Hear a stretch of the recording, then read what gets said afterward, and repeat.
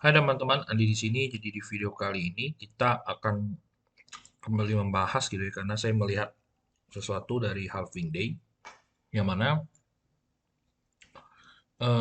cukup memiliki kesamaan gitu ya, kesamaan dengan kondisi-kondisi yang telah berlalu. Kenapa gitu ya? Nah teman-teman bisa lihat gitu ya. Jadi memang halving day pertama itu terjadi di sekitar halving day udah tahu lah ya, kalau belum tahu bisa lihat video-video lama saya ya, atau join di Cryptocurrency ID, atau lu bisa googling sendiri gitu. Oke. Nah, kita bisa lihat ada halving pertama gitu ya. Itu terjadi sekitar November 2011 ya. Itu tepatnya tuh ada gitu ya. Tanggalnya ada di 28 ya, 28. Jadi aku menghitungnya itu mengambil dari body candle pembalikan arahnya ya. Kalau sudah terkonfirmasi, kalau ini kan masih selling pressure terus ya. Saya ambil dari sini. Kemudian saya tarik ukur ke ke tanggal halving day yang pas terjadi gitu ya teman-teman, di area sini gitu ya. Nah, itu terjadi berapa lama? Itu sekitar pas setahun, 364 hari dengan kenaikan 468% gitu ya. Teman-teman ya, kita ingat ya. Nah, kemudian kita tarik Fibonacci dari body candle juga, kita tarik ke sini. Body candle, kemudian kita hilangin noise-nya, seperti dua hilang, satu hilang ya. Kemudian satu kita hilangin ya, sama 786 kita hilangin. Oke. Nah, kita akan melihat bagaimana golden ratio ini berfungsi di sini ya, di saat kejadian ini terjadi. Kemudian memang ketahan di area sini ya, menjadi resisten, di flip menjadi support, dan akhirnya menjadi support gitu ya. Teman-teman ingat, ini ketahan sama Fibonacci retracement yang golden ratio 618 ya. Kita lihat halving kedua. Ketika ya sudah terjadi pembalikan arah ya. Ini ketika dia turun ya, di sini dia membentuk double bottom ya teman-teman. Kemudian kamu bisa lihat Bitcoin ini terjadi selling pressure, dan ini kena prank ya, banyak yang kena prank ya. Nah, gambarnya kayak gitu ya. Kemudian kita bisa lihat saya mengambil pembalikan arah itu dari sini ya, di mana candle hijaunya berturut-turut berentetan udah naik terus gitu ya. Kamu bisa lihat kejadiannya juga mirip-mirip, hampir setahun, 322 hari, dengan closing di halving day kedua yaitu sekitar di body candle 200% ya, dari bottom. Oke. Okay. Kemudian kita lihat body candle lagi, ketemu body candle yang bottom. Kamu lihat bagaimana golden ratio ini bermain lagi ya teman-teman ya. Ya, jadi ini bukan cocok logi, tapi memang ini kalau boleh-boleh bilang ini indikator-indikator, atau memang aturan dalam trading atau membaca candlestick itu by textbook ya. Ini referensinya dari buku malah gitu ya. Nah, kemudian kita lihat lagi ke atas. Halving day ketiga, sorry. Halving day ketiga kita lihat terjadi sekitar Mei 2020 ya, setelah COVID crash. Kemudian ambil pembalikan arahnya dari body candle hijau dengan buy pressure yang tinggi ya.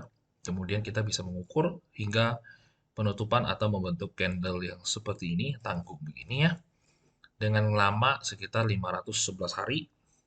Kemudian kenaikan harga 175% ya dari dasar. Oke. Kita lihat golden ratio lagi.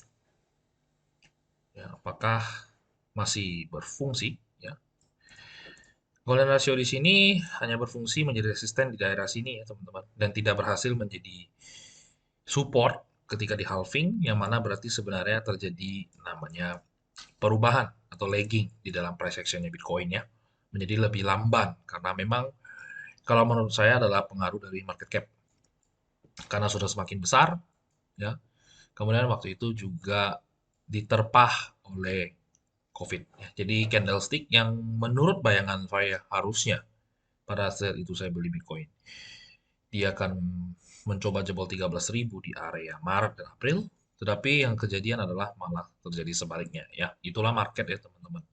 Jadi itulah yang terjadi pada saat COVID datang gitu ya. Itu waktu itu seru banget gitu ya di area sini ya, area sini. Oke. Nah, so Fibonacci retracement-nya yang golden ratio itu plays out-nya di Oktober, justru pembalikan arahnya ya, teman-teman ya. Nah, ingat ya. Kemudian kita lanjut ke yang terbaru sekarang dengan halving day. Dihitung dari video ini dibuat pada tanggal 8 Februari, saya tag video ini, tersisa 414 hari, 19 jam 33 menit ya, dan 40 detik tadi barusan ya. Nah, kita akan halving di 840.000 blok gitu ya teman-teman. Nah, oke, kita akan lanjut. Jika 414 hari ya menuju halving day. Oke. Berarti di sekitar area Maret, 20 Maret ya teman-teman. Karena ini saya pakai time frame to weekly gitu ya. Nah, jika diukur dari hari ini ya, yang kita anggap adalah pembalikan arah, atau saya bisa mengatakan ini adalah pembalikan arah dari bottom ya. Karena setelah liquidity candle yang merah ini sudah selesai, maka dia membentuk hampir mirip dengan 490 hari dengan halving yang di sini. Gitu ya, teman-teman. Jadi nanti di akhir kita akan mengambil kesimpulan apakah halving itu mempengaruhi harga Bitcoin apa enggak. Gitu ya. Nah, kemudian kamu bisa lihat ya, kenapa saya ngambil di area sini. Kita lihat Fibonacci retracement, how the golden ratios plays out gitu ya. Jika ya, jika teman-teman lihat area ini, ya, di area 45.000, maka suka nggak suka kita harus setuju gitu ya. Kenapa harus setuju? Karena kamu bisa lihat sendiri ya.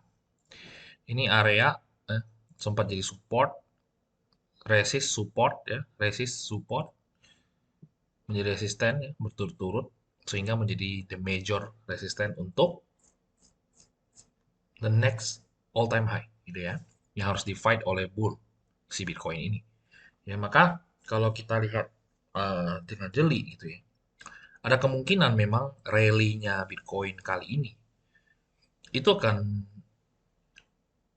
mengeklaim gitu ya di, kalau kita mau nebak-nebak, kalau ada orang atau jadi kalau saya jadi pembicara biasa kan ditanya tuh prediksi harga Bitcoin yang tertinggi tahun ini gitu kan. Nah, kalau dari textbook atau dari kecocokan yang saya ketemukan gitu ya, saya akan mengatakan kemungkinan paling tinggi itu di area 45.000 gitu ya. Tentu tidak lupa dengan major dan major resisten yang lainnya seperti area-area 25.000, 24.000, 30.000 gitu ya. Nah, ini kan pelan-pelan naiknya ya, teman-teman. Nah, maka kalau misalkan kamu lihat ya, katakan terjadi di range sekitar 40 sampai 45.000 ini menutup tahun 2023, maka the next halving siap-siap ya. Siap-siap kita akan menembus all time high baru gitu. Ya karena memang dari supply shocknya si Bitcoin ya, itu sudah automatically ya, membuat harga supply and demand-nya menjadi tidak berimbang sehingga memaksa harga untuk naik ke atas. Oke. Okay? Nah, tetapi kalau ditanya berapa harga yang akan dicapai all time high baru dari si Bitcoin, tidak ada yang bisa tahu ya. Pastinya di grup MVP Cryptostock saya pernah jelasin di tahun-tahun sebelumnya gitu ya. Kemungkinan the next all time high itu ada di angka tertentu. Apakah 80, apakah 90, apakah 100.000, apakah 120.000, apakah 150.000 gitu. Jadi we never know gitu ya. Jadi kita jaga-jaga aja melihat price action-nya.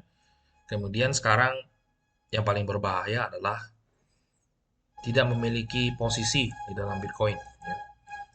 Lebih berbahaya tidak memiliki posisi atau memegang Bitcoin untuk sekarang daripada udah beli Bitcoin gitu ya. Jadi kalau misalkan di angka 23.000 Anda udah beli, itu masih lebih safe daripada tidak ada sama sekali. Oke, okay? You never know. Bagaimana kalau retestnya sudah tidak bisa balik 16.000? Bagaimana kalau retestnya hanya sampai 19.000 atau 20.000 gitu ya. Jadi rencana kamu apa? Nah ini ya teman-teman.